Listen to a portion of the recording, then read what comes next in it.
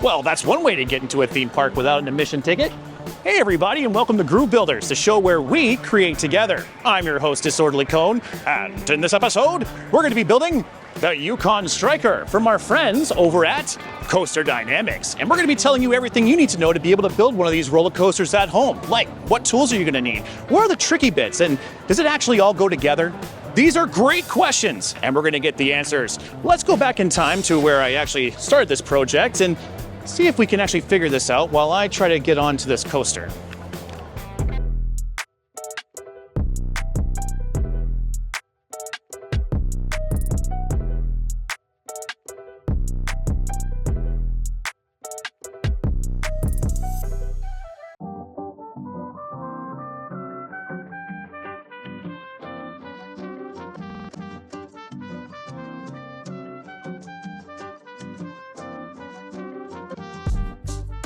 But this is not the front of the line. I really got to work on this whole time travel thing. And boom, just like that, we begin building the Yukon Striker from CoasterDynamix. And as you can see, there's really not a whole lot of parts here, so we should kind of move along before we get too far into the build. Starting off with our instructions. These guys here are pretty easy to read. They look a little bit photocopied, but they are clear enough to tell us how to actually build this kit, including telling us how to bend all of our tabs, which in this case is just bending. We want everything to be nice and flat on the bottom of the acrylic. Outside of that, they also tell us how to put the tracks in place in order, and we need to make sure that we follow these to the T so that nothing gets bent out of shape.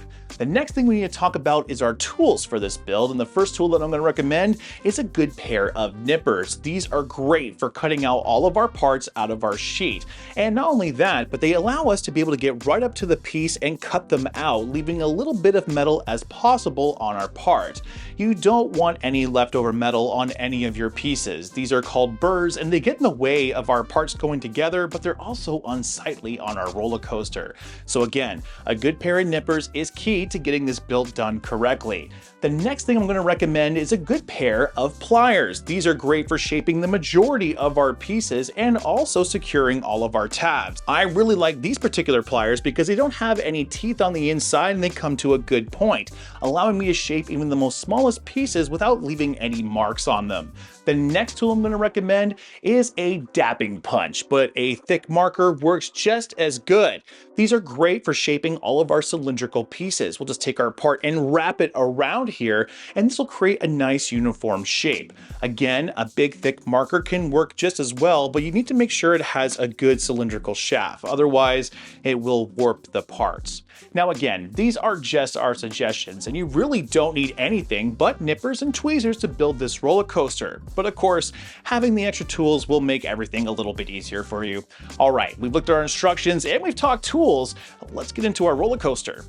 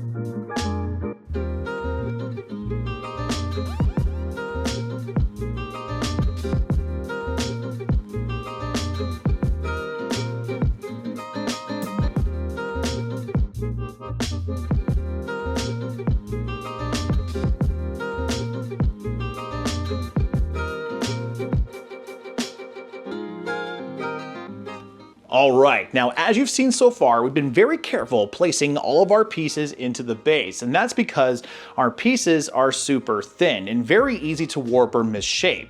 A good thing to remember with all of our pieces is that we need to make sure that they're completely inserted into the base before actually attaching them. And the reason for that is because if we don't double check all of them, the tracks won't line up. You'll have some a little higher and some a little lower. So to avoid this, just make sure that all of the parts are completely in place.